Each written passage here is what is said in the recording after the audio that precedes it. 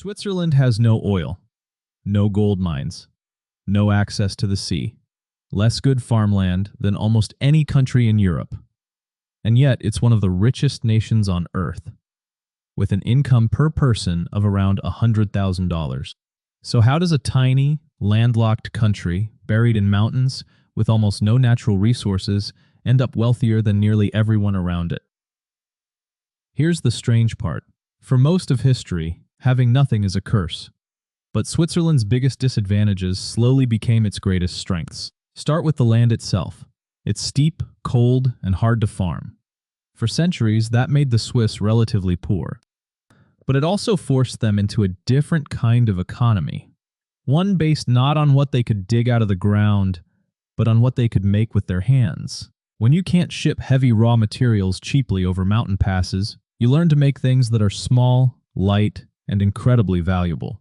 And almost nothing fits that better than a watch.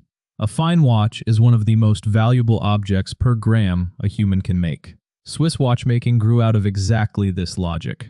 Mountain workshops turning tiny amounts of metal into precision instruments worth fortunes. That obsession with precision engineering spread into machines, instruments, and eventually medicine. Then came the advantage almost no other country had: neutrality.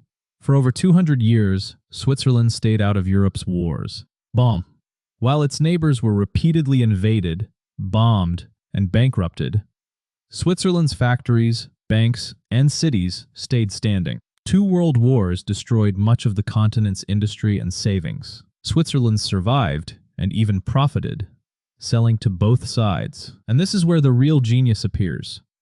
Switzerland took its stability, its neutrality, and its reputation for discretion, and turned them into a product. If your country might be invaded or your currency might collapse, where do you put your money? Somewhere that never gets invaded and never picks a side. Switzerland became the vault of Europe. Its banks promised safety and secrecy, and the world's wealth came pouring in. It wasn't selling gold, it was selling trust. But Switzerland is far more than a bank. That same precision built other giants.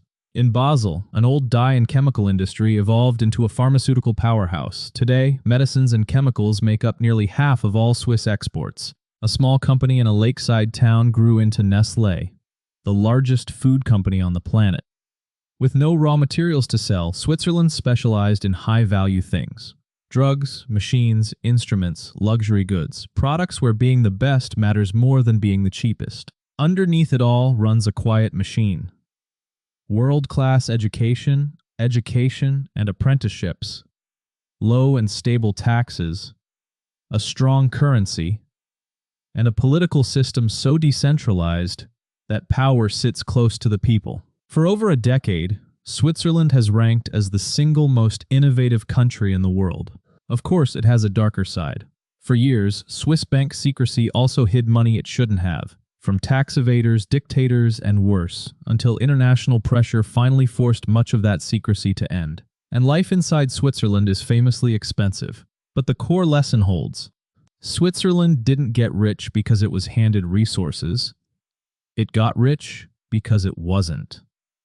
Forced to survive on precision, reliability, and neutrality, it ended up selling the rarest things of all: trust, stability, and quality. And when the rest of the world is on fire, those are exactly the things everyone wants to buy.